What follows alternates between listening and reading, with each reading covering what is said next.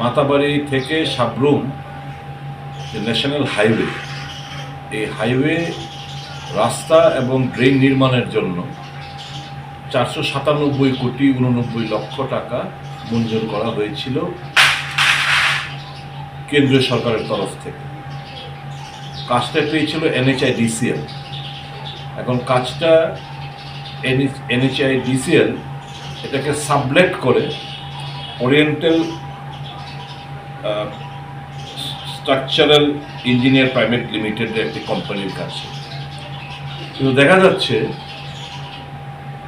RTI একটা তথ্য অনুসারে বলা হচ্ছে যে রাস্তার পাশে দু ধরনের ড্রেন করা হয়েছে। একটা হচ্ছে ভি টাইপ একটা ড্রেন, আর একটা হচ্ছে নর্মাল লাইন ড্রেন। কিন্তু ফিল্ড ভেরিফিকেশনে দেখা গেছে কোথাও কোনো ড্রেন নির্মাণের কোনো আমরা হদিশ খুঁজে পাচ্ছি না মাতাবাড়ি থেকে সাবরুম পর্যন্ত। তো বিশাল একটা টাকার ঘোটালা এখানে ঘটেছে।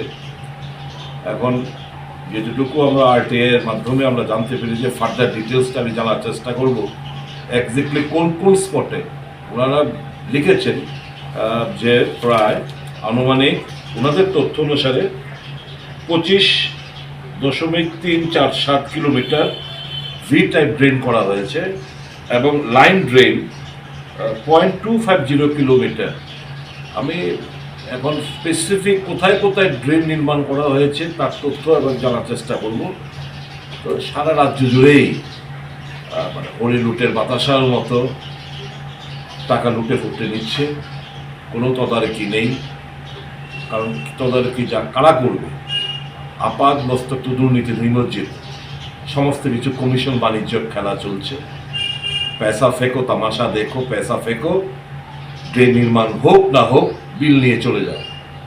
এই তো হচ্ছে গোটা রাজ্য জুড়ে আপাত মস্তক দুর্নীতিতে নিমজ্জিত এই সরকার। বিচার চাইলেও বিচার পাওয়া যায় না, চোরকে চোর বলা যাবে না, ডাকাতকে ডাকাত বলা যাবে না। যা খুশি তা আপনার আমার সাধারণ মানুষের টাকা নয়চর হচ্ছে, কোনো প্রতিকার ব্যবস্থা নেই। মানুষ আগামী দিন নিশ্চয়ই সমুচিত জবাব দেবে আমার রাজ্য মানুষের কাছে। আমার